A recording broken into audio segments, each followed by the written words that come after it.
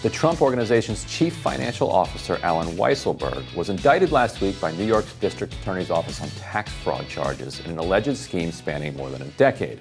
According to the unsealed indictment, Weisselberg collected more than $1.7 million in off-the-books compensation. Attorneys for Weisselberg and the Trump Organization contested the charges, and although former President Trump was not charged, he condemned the indictment, calling the case a political witch hunt by the radical left Democrats. Never before has New York City and their prosecutors, or perhaps any prosecutors, criminally charged a company or a person for fringe benefits. Fringe benefits. Murder's okay. Human trafficking, no problem. But fringe benefits, you can't do that. We have a new exclusive Hill-HarrisX poll on the matter. Let's take a look.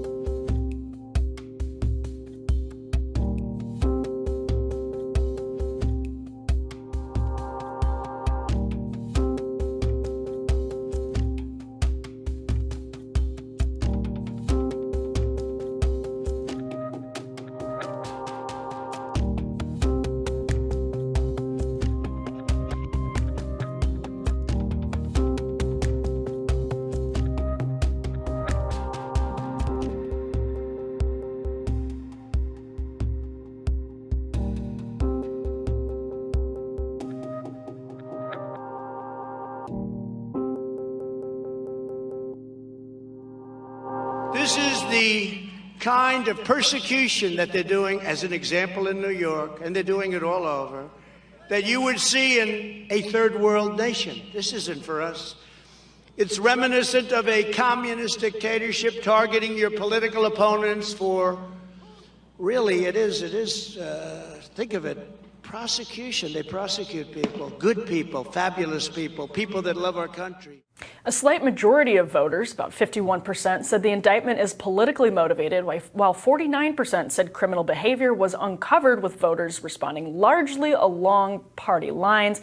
Ryan, what's your take on this? I mean, I'll just say right off the bat, I don't love this question, because I think to say, was this indictment politically motivated, or did they uncover criminal behavior? Both of those things could be true, and I think that sets up a false. I think that sets up a false dichotomy. Yeah, I was saying on Twitter, you'd reply with that "why not both?" meme. Right, but you can't do that in a poll. You can't reply with a meme. Right, you could try. Right, that's what I would answer with that meme, because I would say yes. I think obviously the Trump Organization has been a known quantity, and in New York circles, and in anybody who's done contracting work with it or global work with it, people have always said this is a little bit shady, and Ivanka was personally looked into by Cyrus Vance several years before President Trump took office. That case ended up not going forward. I think Kushner was involved in that one too, if I remember correctly.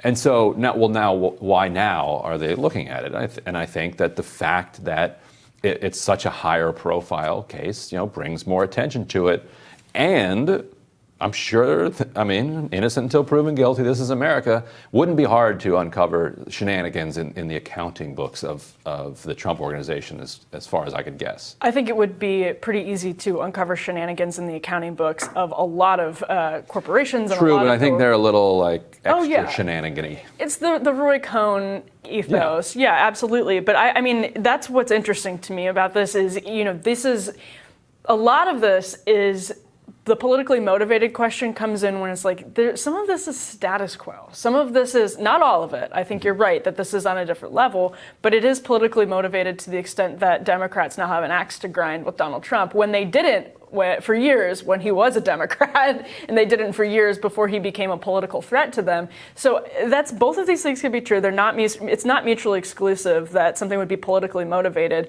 and also uncover criminal behavior. Something interesting to me in the crosstabs is that independents are pretty split on this. So where you see that 49%, 51% divide broadly, that's also pretty much shared by independents, who were 49% and 51%. And that's kind of interesting that independents aren't falling into one camp or the other in really strong numbers. Even 30% of of Democrats, as you can see there, said that this was politically motivated. That's even a big chunk of Democrats, I think. I mean, I guess I don't know which one of those I would have picked. Exactly. But yeah, maybe I would have gone with politically motivated. But I guess if I had to pick one or the other, I'd say that they actually did find things. But yes, in other surveys we've looked at, there's less partisan divide here. There's a lot, but less than some of the earlier ones that we did this week. And the fact that he's not badly underwater with independents on this is probably heartening to them.